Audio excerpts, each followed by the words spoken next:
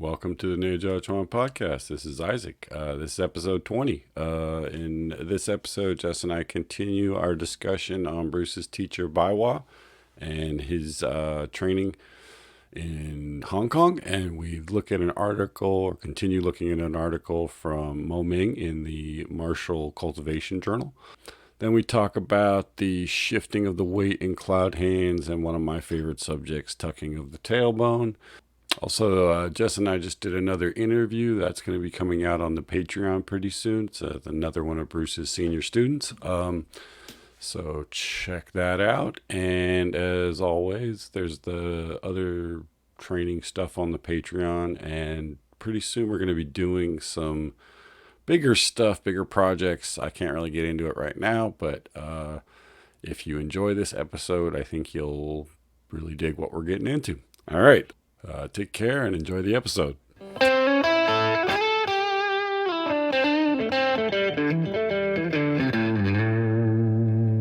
Welcome back to the NJQP podcast with Jess and Isaac. Getting back to about opening the energy gates of your body by V.K. Francis. We've been discussing his time in Hong Kong with the teacher Bai Hua that he learned from there. And one of the things I remember reading on an article years ago on the internet, which I can't remember exactly where I read it, but it was that when Bruce first got to Hong Kong, he read in the newspaper an advertisement for a teacher who was starting a Bai Hua class. And so here's this foreigner in Hong Kong, just happened to be, or maybe someone pointed it out to him in the newspaper, that there was this class was about to start. So he's like, oh, I like Bai Hua, I'm going to go check it out. So he went to the class, and there was Bai Hua was the one who had put the ad in the paper.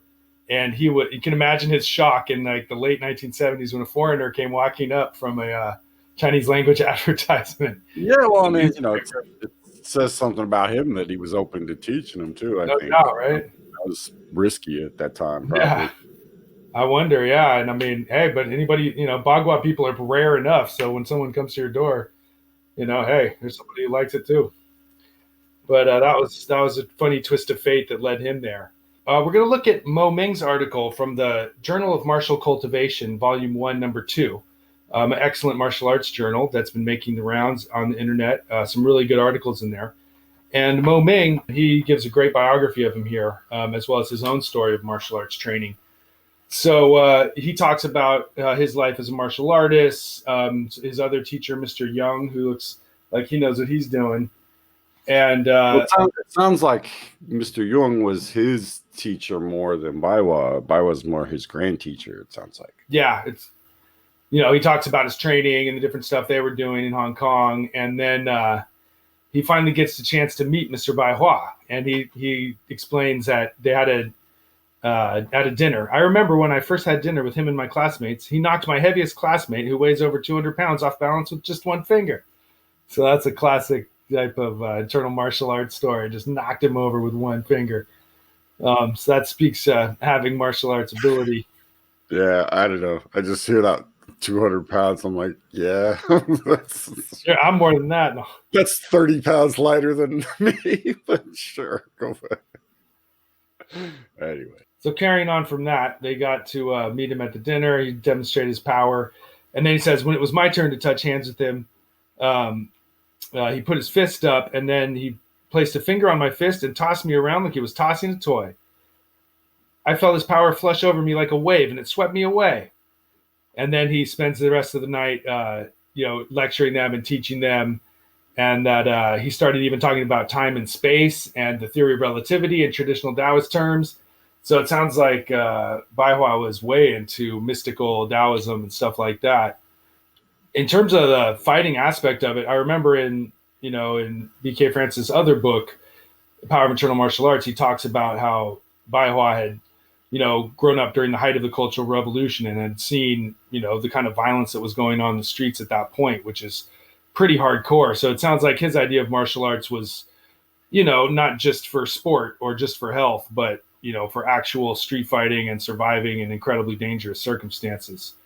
So that sounds like he was probably pretty badass. The one thing Bruce told me about him was that, he never had to hit anybody more than twice. Oh, yeah, that's a real deal. I mean, ouch. Yeah, what a different world, you know. Sure, that period of time was, well, I mean, is it though, really? I mean, No, I there's mean, there's lots of riots in the streets right now, so right. But this is nothing, man. Yeah, good point. no, You never I'm just, know. I mean, it could happen anywhere, obviously. but yeah, he clearly grew up in a tumultuous time for sure. But it speaks to the amount of the training that he did. The Taoist stuff sounds like was a big part of his uh his training, and he kept it. So In his teaching, yeah. Yeah, lifelong enthusiasm for Taoism and esoteric. I mean, what I find really interesting is that he trained with Leo as a child and still kept that as his main Hmm. you know um, system, and didn't. I mean, he learned other stuff, but clearly that core foundation that he learned was a big part of it. Yeah, and is interested in Chinese philosophy and Yeah, well, that's I mean medicine. the non-martial part of it, if you will. Yeah, and that's its own thing, obviously. So he goes on to say that so he describes that Mr. Bai is it's his power wasn't because he's physically strong. In fact, quite the opposite. It's because he's using the physical power of a much stronger opponent against them and adding his own power when the opponent is losing balance. So that seems like a pretty solid internal martial arts strategy. You let the other person exert themselves, and then if you're able to get them off balance, boom, you add your own force at that point. Yeah, I mean that's the sort of classic, method of borrow and return and all that sort of stuff. Um, Tai Chi was it feels like was maybe the more predominant thing at this time, Because his more than book has a Tai Chi chapter in it. yeah, his book's a bit more Tai Chi than Bagua or Xingyi, but that also could be because Tai Chi is infinitely more popular than Xingyi or Bagua. So Yeah, but the or a little more principles, accessible too. Yeah, yeah, but the principles I think all carry over, and it's not I mean, it's not any different. Um, but yes, it's like Bruce. I think he gravitated towards the meditation and Taoist stuff, as much or more than the martial arts stuff as he got older. absolutely. And maybe that's part of the natural process of. Yeah, I think so. So the rest of the article has some pretty interesting philosophical concepts, talking about heaven and earth and Taoism and Lao Tzu. Really good stuff. So if you ever want to read an article about internal martial arts and philosophy, this one in the journal here by Mo Ming is really good reading. Moving on to the next section of opening the energy gates of your body, we're at cloud hands, lesson 2. Point your tailbone down and slowly shift weight. Check that your tailbone is pointed to the ground and your spine is straight. So that's not just shifting. First, you start off by doing something with your tailbone, which is to point it to the ground to straighten the spine. So that's what you do in standing, I'd say. Yeah, this is another one of those things that I think often gets kind of mm, bungled. Um, that what he's saying is he's not saying push your pelvis forward, which is what a lot of people do mistakenly, where they actually kind of bring the bones of the pelvis forward. Um, he, it's very literal. It's the tailbone. It's the last tiny little bit of your spine, right? And so, um, mostly what you're doing is letting the lower part of your spine, those lower vertebrae, flatten out. And then if you just relax the coccyx, that little bone at the base of your tailbone, that thing can go forward, it can go straight down, and it can go a little bit tiny bit back, right? So in this, it never goes back. And what you're doing here is you're just letting it go down straight with a very light tuck at the. So it's like, if you think of it as a straight line, it's a straight line with a tiny little curve at the bottom. So that's the type of alignment that you want to keep throughout cloud hands. You don't want to twist your spine. You want to keep that tailbone slightly dropped and your straight spine nice and straight without getting bent. the hard part is as you get closer to having all of your weight on one leg, there's a tendency for the tailbone to want to lift, and so you got to keep that going down as you shift over. And so, yeah, then it teaches the, shifting 100% of left to right, as you were talking about before. He recommends that the shifting must be slow and steady, and as far as possible, free of any jerks or spasms. The speed should remain constant. So that's that sense of a very smooth shift, slow, even, and complete. Yeah, I mean, this is like I said, this is kind of the main,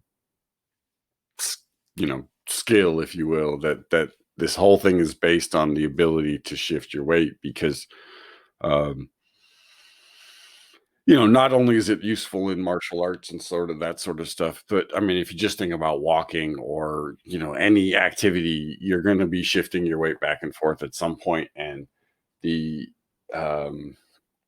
more stable you are when you do that, the more efficient that activity is going to be. I mean, it can be swinging a golf club, Right. So the um, the tailbone is sort of this very small thing that moves a little tiny bit, and that's separate from your pelvis. Frequently, people overdo it, and they push the pelvis forward and kind of suck their stomach in to get the sense of that tailbone pointing down. That's not what you want to do. The action of the tailbone pointing down, which is different from the tailbone pointing forward, I should add, is that it comes from higher up in your spine. So, as you let the lower back release, much like you do in standing, your tailbone, just has more freedom of motion and it points down towards the floor. So you're doing, minimal amount of effort. It shouldn't feel like you're pushing it forward, and it definitely shouldn't feel like you're contracting any kind of muscles in front of your torso. And it's like um, the separation of these different parts is a big part of this. So as you're shifting, it's like you'll feel things moving around and wiggling or wanting to wiggle, and just the ability to get it, from the top of your head to your tailbone as one piece as you shift is really like the uh, it takes a lot. It's a lot harder than it sounds. No doubt. So the next a couple of instructions, keep a 70% rule applied to your leg width. You don't want to go way too far apart, but not too close together. You'll find a comfortable place. He also suggests having a partner to practice with. So one person can check that your lower back is straight. The other person can watch your hips. We often have done it where one person, touches your knees. So you become aware of how your knees are shifting or moving forward and back as you shift. Yeah, you can. I mean, that is absolutely the best way to do it. You can use props. You can use like a chair and or a foam thing or what. There are ways of doing it without that, but yeah, having a human hand on your body is definitely the best way to go. However, the person putting their hand on you should know what they're doing, because a lot of times people put their hands on you and they don't really have a clear sense of what's happening, or they have the wrong, sense of what's supposed to be happening. And, it becomes this struggle to try to do something because this person's holding you in in sort of this uncomfortable way. And so you have to trust the person you're working with, and, that whole thing. But absolutely, if you have a good training partner, that is worth a lot. And I found that having someone just, they don't have to like force your knees into any specific spot, but just having them touching your knees makes you aware of how much or how little they're moving and how much you're depending on your knees to sort of carry you from side to side rather than that stretching of the thigh and the quad area. Yeah. So that's always instructive. Yeah, they should be a feedback mechanism, not a correction, right? They should be letting you know when you do something wrong, not trying to tell you what to do. That's my sort of take on it. Yeah, unless it's a teacher, if it's a teacher, then they should tell you what to do and you should do it. But they can criticize all they want. that's a different relationship, you know. Right. So important points to remember. He recommends don't go for it 100% because then you can blow yourself up. So you want to hold back a little energy, and then moderation protects old injuries. I think once you're shifting side to side, and if you have injuries in your legs, it'll start to call them out. So that's an opportunity to start learning how to shift without inflaming pre-existing injuries. And I think once you get shifting, it can help build up strength in the knees. Yeah, I mean, this is where that And the legs. 70% thing is, if you do it a little bit, and you work your way up to doing more and you're careful, you won't hurt yourself. But if you try to do a lot, you might hurt yourself. So Right. It's definitely an important piece of this. Yeah. I mean, he repeats it so much that those of us who've been around a while, it can get tiresome. But I think when I first learned, that was a real important point to get across. And I appreciated it. Yeah, I mean, it's the hardest thing to not push it. Not do all that you want to do. So now he moves into the mechanics of the joint, the ball and socket being like a mortar and a pestle, where one sort of smoothly connects into the other. And then he talks about the synovial fluid, the compressive fluid in between the joints. So the muscles align the bones in the joint, keeps it all stable. But you want that hydraulic power of that synovial fluid between the joints to sort of be driving your strength. For a period of time, this is what Bruce really focused on. And this idea that there's a hydraulic system in the body is hugely useful in all internal martial arts. So it's more a part of heaven and earth. In Energy Gates, it's really just kind of the introduction to the concept. But the idea, and then Bend the Bow, it's taken to like its full potential or whatever. But this idea that there is, beside the sort of mechanical movement of the ball and socket, there is the goo inside of the joint, right? And that your mind, just like it can affect the muscles and the ligaments and the tendons, it can also affect this goo. And when you start to move, for example, lymph is a big part of that. Synovial fluids is also part of that, right? So it's not just the fluid in your joints; it's all the fluids. Blood is a big part of it, right? So when you start to move, these fluids start to pump, and that's what makes this stuff make the human body healthier, as far as I can tell. Is that when these fluids are pumping smoothly, the human body functions better than when these fluids aren't, right? It's just like your car, if it doesn't have oil in it, it's going to stop working, right? Right. And so you can think of the fluids in terms of this. This is just that's keeping the joints lubricated, keeping the internal organs soft and squishy. That's what these fluids do. So what you first just want is the sense of the alignment, right? That the joint is not misaligned. And then once the joint isn't misaligned, it takes pressure off of it, right? Because the muscles are taking the weight off of the joint. And that allows the joint, when it flexes and does its ball and socket thing, to pump these fluids, right? And it does it with or without you being aware of it if you do the movement correctly. And then there's things you can do to sort of, once you can feel it, to expand on that and increase pressure and things like that, direct it, refine right. it. So I think you're touching on the next thing he talks about after the proper alignment of the knee joint. He's talking about the knee as a weight transference joint, not a weight bearing joint, which if you've been around, you've heard him say a million times. If someone were to press downward on the crest of the hip from the side of your body, the alignment would be such that the pressure goes directly into the center of the arch of the foot.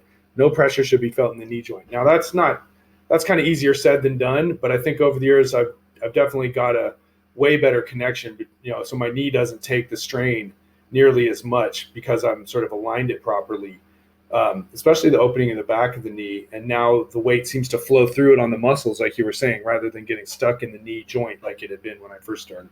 The way he always described it is the knee can act as a shock absorber, right, and transfer the pressure from one part of the.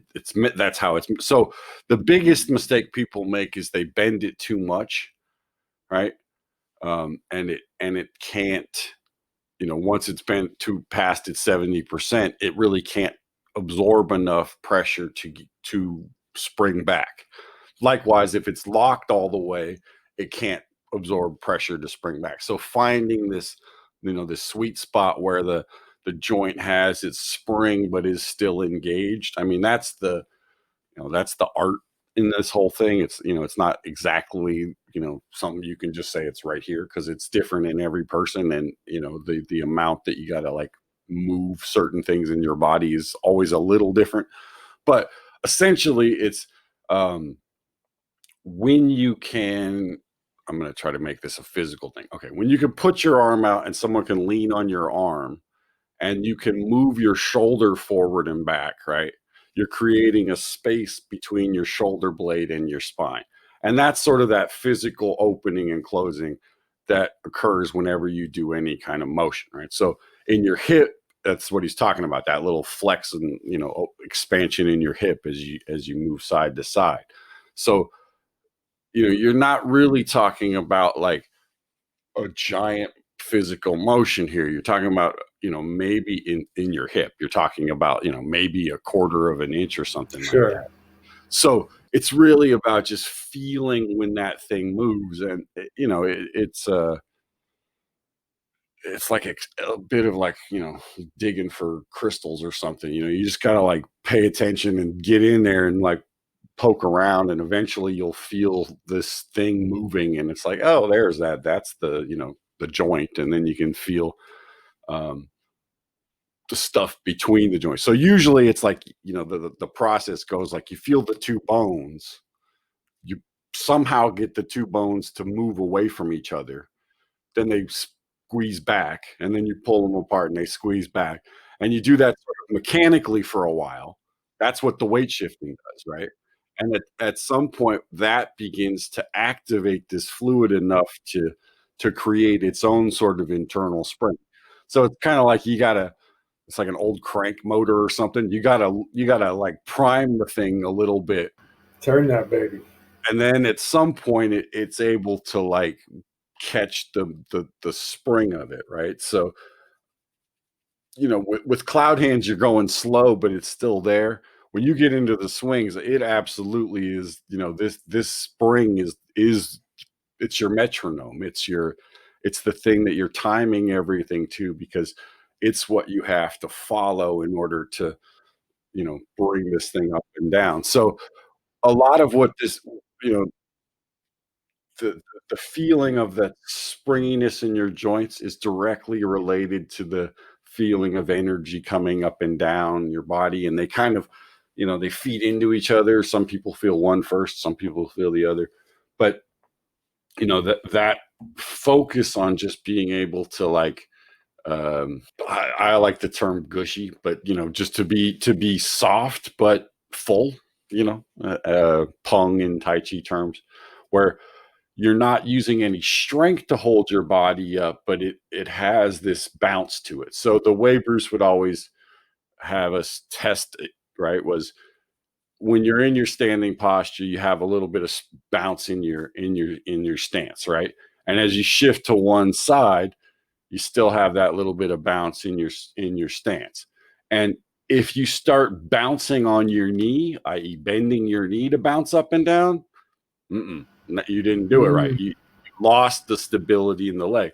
The bounce is kind of like it's like a spring, and so it shouldn't go. It shouldn't. You don't want the spring to bend. You want the spring to be straight.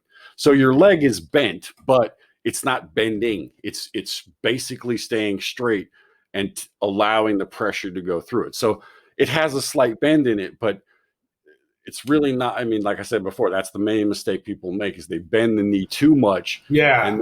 and it can't spring. So it's often way more. It feels, at least in the beginning, like your leg is a lot straighter than you would want it to be. And that was been my experience too. I think early on I was bending my knees too much, and over time I kept opening the back of my knee a little taller and taller, until I eventually was standing pretty tall, and then I was able to relax more, and my muscles held me in place more, and the bones stacked up better than bending the knee to try and keep it open or whatever. You still don't want to lock it straight, but I agree that it's good advice to mess with that. Yeah, and what then happens is your hips then start taking that pressure, which is what you're going for in all this, is to get it so that your knees don't take the pressure, your hips take the pressure and transfer it through your knee into your foot, right? And that's this idea about the knee being a weight transference joint instead of a weight bearing joint, and how that connects to what you're doing. All right, well, this has been fun. Great talking to you, brother. Take care. See you soon. Hey folks, Isaac again here. Thanks for listening. This was our 20th episode, so a bit of a milestone there. We appreciate all your support, and we hope to keep doing this for a while. So if you're enjoying the podcast, let us know. Tell friends, like and subscribe, all that stuff. All right, take care.